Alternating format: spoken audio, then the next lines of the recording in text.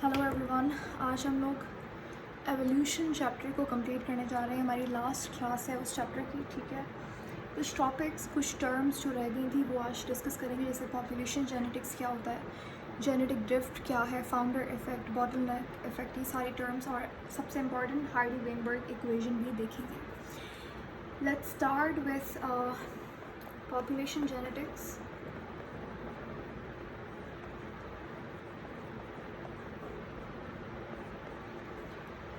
इस टर्म का मतलब है कि जब भी हमारे पास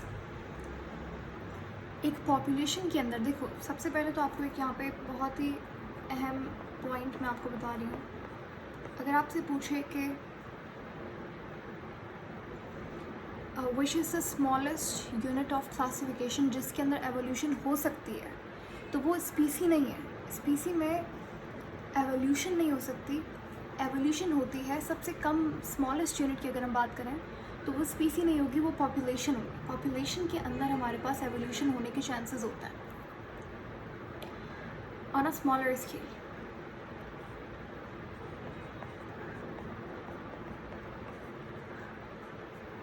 ठीक है। अच्छा, इसके बाद हमारे पास पॉपुलेशन जेनेटिक्स का ये मतलब होता है कि जब भी एक पॉपुलेशन के जीन फ्रीक्वेंसी में कोई भी चेंज आए, ठीक है, एलीलिक फ्रीक्वेंसी आप कह सकते हैं, जीन फ्रीक्वेंसी में जब चेंज आए, जैसे ये एक जनरेशन है, जनरेशन 1 है, और ये नेक्स्ट जनरेशन है, ये हमारे पास एक कोई पॉपुलेशन है, जैसे कि हम कह लेते हैं कि ये इस पॉपुलेशन का नाम है एक्स पॉपुलेशन, ठीक है। अभी जो एक्स पॉपुलेशन है, इसका जो एलीलिक फ्रीक्वेंसी थी वो एक जनरेशन में, पहली जनरेशन में कुछ थी और थोड़ा सा उसमें चेंज आया सेकंड जनरेशन के अंदर। तो क्योंकि ये एवोल्यूशन पॉपुलेशन में हुई है, तो इसीलिए इसे हम कहेंगे पॉपुलेशन जेनेटिक्स, ठीक है।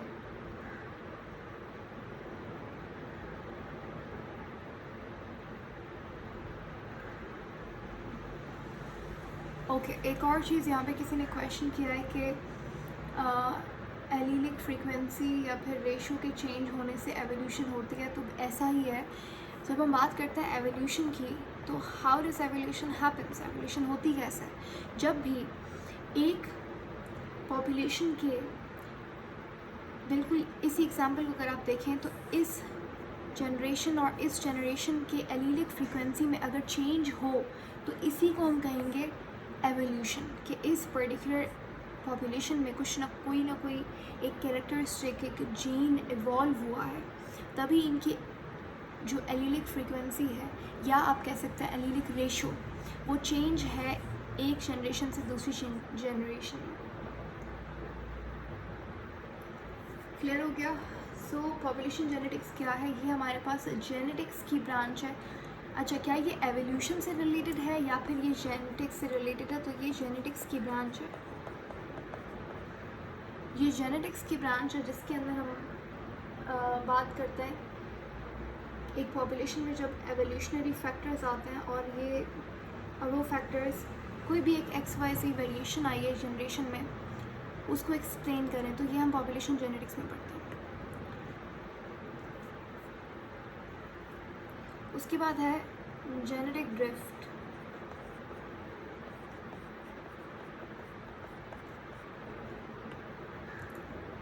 जेनेटिक ड्रिफ्ट कहते हैं चेंज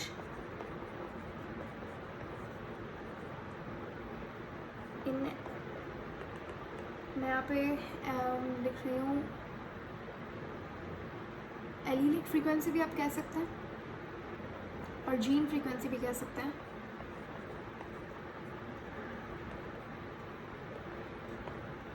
वही ऊपर वाला सेम एग्जांपल है कि एक पॉपुलेशन है, उसके एक generation to generation allelic frequency में जब चेंज आता है, तो उसे आप जेनेटिक ड्रिफ्ट कहते हैं। और इसी की स्टडी को, क्योंकि यहाँ पे हम लोग बात किसकी कर रहे हैं, जीन फ्रीक्वेंसी की, तो ये जेनेटिक्स से रिलेटेड है।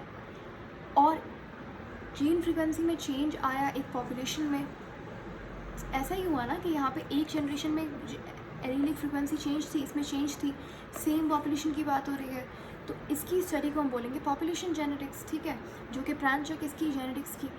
ये जो हमारे पास यहाँ पे the change in the gene frequency, this change is called as genetic drift. Frequency in a population from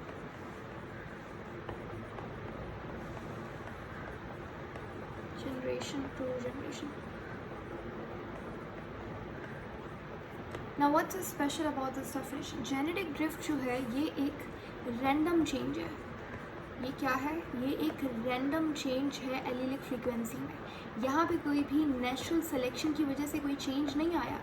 gene की जो फ्रीक्वेंसी तब्दील हुई है वो एक रैंडम चेंज की वजह से हुई है. यहाँ पे कोई भी नेचुरल सिलेक्शन का फिनोमेना ओबे नहीं हो रहा. ये आपने चीज़ यहाँ पे याद रखनी है कि ये चेंज कैसा है. आपसे पूछेंगे तो ये एक रैंडम चेंज है. नेचुरल सिलेक्शन का कोई यहाँ पे रोल नहीं है. It's neutral. इसे जेनेटिक ड्रिफ्ट का दूसरा नाम है न्यूट्रल सिलेक्शन. सही है. अब यहाँ पे हमारे पास दो कॉन्सेप्ट्स आते हैं. अच्छा, जेनेटिक ड्रिफ्ट जो है वो कभी भी एक लार्ज पॉपुलेशन में देखने को नहीं मिलेगा. ये एक स्मॉल छोटी पॉपुलेशन जो होगी ना उसमें देखने के लिए मिल सकता है. अब ये कैसे होता है? उसमें दो फिनोमेनास होता है. एक जैसे हम कहते हैं फाउंडर इफेक्ट. इसकी वजह से जेनेटिक ड्रिफ्ट हो सकती है, या हमारे पास एक कहलाता है बॉटलनेक इफेक्ट.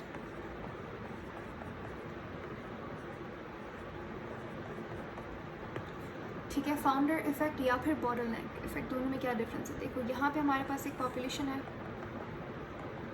समझ लीजिए this is a piece of land. यहाँ पे ये एक पर्टिकुलर पॉपुलेशन है किसी भी एक्स ऑर्गेनिज्म की. ठीक है. अब यहाँ पे समझ लीजिए कि ये जो एग्जाम्पल के लिए हम ये कहते हैं कि ये बर्ड्स हैं हमारे पास. ठीक है. ये एक आइलैंड था, लेकिन ये जो 2-3 बर्ड्स थे ये माइग्रेट करके कहाँ चले गए? दूसरे किसी आइलैंड के ऊपर, और इन्होंने यहाँ पे अपनी एक नई कॉलोनी बना ली. सही है. अब ये जो ओरिजिनल पॉपुलेशन के मेंबर्स थे इन्हें हम कहेंगे फाउंडर्स. इन्होंने जाके एक आइसोलेटेड आइलैंड के ऊपर नई पॉपुलेशन बना ली. लेकिन अब यहाँ पे आपको क्वेश्चन होगा कि यार इस पॉपुलेशन और इस पॉपुलेशन जो बनेगी यहाँ पे फाउंडर्स की वजह से, ये जो दो यहाँ पे बर्ड्स आ गए थे उन्होंने जब रिप्रोड्यूस किया तो उन्होंने एक पॉपुलेशन यहाँ पे बना ली. ठीक है, कॉलोनी बना ली. पहले तो कॉलोनी बनेगी ना. लेकिन सवाल ये है कि इन ऑर्गेनिज्म में और इन ऑर्गेनिज्म में क्या डिफरेंस है? डिफरेंस ये है, समझ लीजिए कि हमारे पास यहाँ पे एक बर्ड है जिसके पास रेड कलर का फेदर्स हैं. सही है. लेकिन ये जो फाउंडर्स थे ना, इनके पास इन 2-3 जो बर्ड्स माइग्रेट करके गए जिनको हमने फाउंडर बोल दिया, इन सब के पास वाइट फेदर्स थे. इनके पास किसी के पास रेड फेदर नहीं था. अब ये जो यहाँ पे पॉपुलेशन हमारे पास बनेगी, देखो ओरिजिनल पॉपुलेशन में तो रेड फेदर का जीन था, लेकिन ये जो हमारे पास पॉपुलेशन बनी है नई, ये थोड़ी सी मुख्तलिफ हो सकती है क्योंकि इनका जो जेनेटिक मेकअप है वो डिपेंड करता है किसके ऊपर? 100% फाउंडर्स के ऊपर. तो क्योंकि फाउंडर्स के पास किसी के पास रेड फेदर नहीं था तो इनके पास भी रेड फेदर नहीं होंगे. उसका जीन ही नहीं होगा. उसका जीन ही नहीं होगा. तो जब भी अगर मैं डेफिनेशन की यहाँ पे बात करूँ, जो कि मैं डेफिनेशन हम बाद में देख लेंगे, पहले आप कॉन्सेप्ट देख लो. ठीक है, हर चीज़ की डेफिनेशन है यहाँ पे, पॉपुलेशन, जेनेटिक्स, सब कुछ. But first you need to be clear with the concept कि इसका मतलब क्या है एक्चुअल में. तो फाउंडर इफेक्ट क्या है? समझ आ गया कि हमारे पास जब रैंडमली एक दो इंडिविजुअल्स जब सेपरेट हो जाए अपनी ओरिजिनल पॉपुलेशन से, देख रहे हैं आप यहाँ पे माइग्रेट करके बर्ड्स चली गई, तो अपनी ओरिजिनल पॉपुलेशन से जब वो रैंडमली सेपरेट होगी, या हमने तो नहीं सिलेक्ट किया कि अच्छा ये वाली वाइट वाली फेदर्स वाली माइग्रेट, नहीं, रैंडमली वो माइग्रेट करके गई. ठीक है. तो क्योंकि उनकी वजह से एक नई पॉपुलेशन फॉर्म हो गई तो इसे हम कहेंगे क्या? Founder effect. और यहाँ पे जेनेटिक ड्रिफ्ट कैसे आई? चेंज आया. अब जैसे ये पॉपुलेशन ओरिजिनल थी, अब जब इनकी एक नई जनरेशन बनेगी तो उसमें किसी में रेड कलर का फेदर नहीं होगा. अब रेड फेदर एक एग्जांपल है. इसी तरीके से कुछ और एक इम्पॉर्टेंट एलील भी हो सकता है. सही है.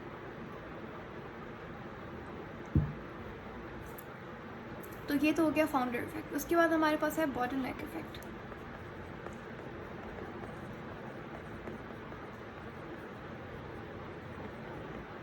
अब ये दोनों क्या है, फाउंडर इफेक्ट और बॉटलनेक इफेक्ट, ये दोनों क्या है, दोनों टाइप्स हैं किसके, जेनेटिक ड्रिफ्ट के। जेनेटिक ड्रिफ्ट का मतलब क्या था कि भाई जब चेंज आता है allelic frequency of a population from one generation to another generation, उसे हम कहते हैं जेनेटिक ड्रिफ्ट। तो बॉटलनेक इफेक्ट में भी होगा यही कि एक पॉपुलेशन है, उसकी एक जनरेशन दूसरी जनरेशन में क्या है, एलीलिक फ्रीक्वेंसी का चेंज है। पर हम यहाँ पे ये रहे हैं कि वो चेंज आ कैसे रहा है, क्या वो फाउंडर इफेक्ट से आ रहा है, फाउंडर इफेक्ट हमने समझ लिया। अब बात करें हम लोग बॉटलनेक इफेक्ट की कि यहाँ पे चेंज कैसे आता है। देखो हमारे पास ये एक पॉपुलेशन है,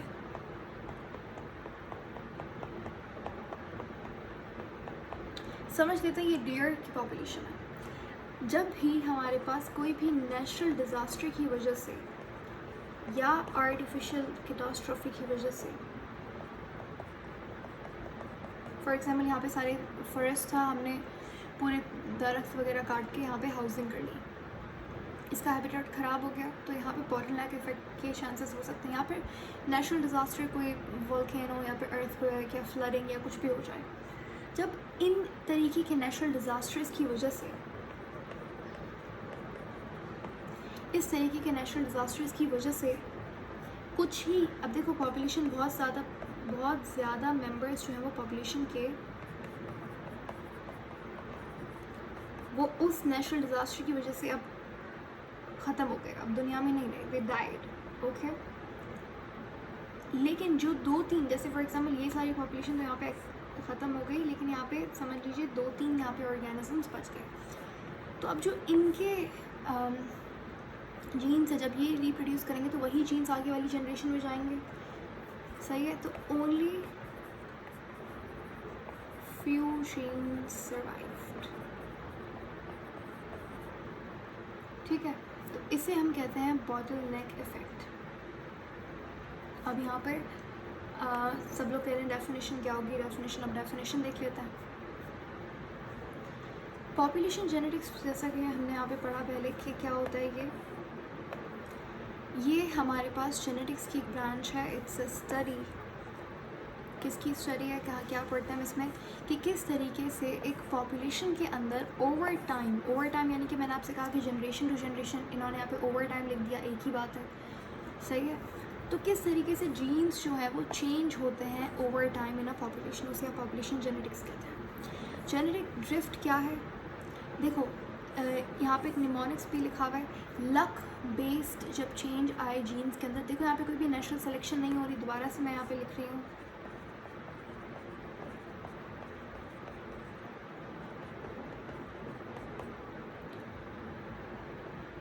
ठीक है। लक बेस्ड यानी कि रैंडम चेंज आ रहा है जीन्स के अंदर एक ही पॉपुलेशन की जीन्स में, तो इसे आप कहेंगे जेनेटिक ड्रिफ्ट। ये क्या है, रैंडम चेंजेस आ रहे हैं किसमें, जीन फ्रीक्वेंसी या फिर एलीलिक फ्रीक्वेंसी में, नेचुरल सिलेक्शन की वजह से नहीं, और ये इफेक्ट करती है किसको, स्मॉल पॉपुलेशन को ज़्यादा इफेक्ट करती है। एग्जाम्पल दिया हुआ है, समझ लीजिए हमारे पास 10 रैबिट्स हैं और वो एक आइलैंड पे रह रहे हैं, कोई फ्लड आता है और उनमें से 7 जो है वो मर जाते हैं। Even if they were healthy, अगर वो हेल्दी भी थे, लेकिन अब क्योंकि डिज़ास्टर आया उसकी वजह से अब वो ख़त्म हो गया। अब यहाँ पे जो जीन पूल था, जीन पूल का मतलब क्या होता है, जो एक जीन की वैरायटी होती है इन अ पॉपुलेशन, उसे आप जीन पूल कहते हैं, ठीक है। The gene pool changes just because of that change, क्योंकि उस फ्लड की वजह से वो 7 रैबिट्स मर गए, तो जीन पूल में चेंज आया, इसे आप कहते हैं जेनेटिक ड्रिफ्ट। किसी भी रैंडम चीज़ रीज़न की वजह से जब आपका एक एलीलिक फ्रीक्वेंसी या फिर जीन पूल में तब्दीली आ जाए, उसे आप कहेंगे जेनेटिक ड्रिफ्ट। अब इसमें हमारे पास 2 इफ़ेक्ट्स हो सकते हैं। फाउंडर इफ़ेक्ट, फाउंडर इफ़ेक्ट क्या होगा कि कुछ ऑर्गेनिज्म जो है वो न्यू स्टार्ट करेंगे, यानी कि नई पॉपुलेशन बनाएंगे कुछ ऑर्गेनिजम्स। ये कब होता है, जब एक small group break away by a larger population, यानी कि समझ लीजिए हमारे पास एक लार्ज पॉपुलेशन थी, इसमें से 2-3 ऑर्गेनिज्म उठ के कहीं और माइग्रेट करके चले गए, ऐसा ही हुआ। तो लार्जर ग्रुप से अवे दूर चले गए, उन्होंने अपनी एक नई पॉपुलेशन बनाई, उनके जो जीन्स होंगे वो क्या होंगे, वो जो नई पॉपुलेशन यहाँ पे बनेगी उसकी बेस होंगे, ठीक है। एग्जाम्पल से समझते हैं, कुछ बर्ड्स थे वो नए आइलैंड पे गए, उन्होंने अपनी एक कॉलोनी स्टार्ट की। अब वही सेम एग्जाम्पल जो मैंने आपको ऊपर दिया था कि if none of them have the gene for red feather, किसी के पास रेड फेदर का जीन नहीं था। तो जो नई पॉपुलेशन स्टार्ट होगी दूसरे आइलैंड के ऊपर, उनमें से किसी के पास भी रेड फेदर का जीन नहीं होगा, चाहे फिर क्यों ना ओरिजिनल पॉपुलेशन में रेड फेदर का जीन हो। नहीं समझ आया? अब इसको दोबारा से सुनो। मैंने जहाँ पे एक्सप्लेन की थी चीज़, आई थिंक वो और ज़्यादा सिंपल तरीके से बताई थी।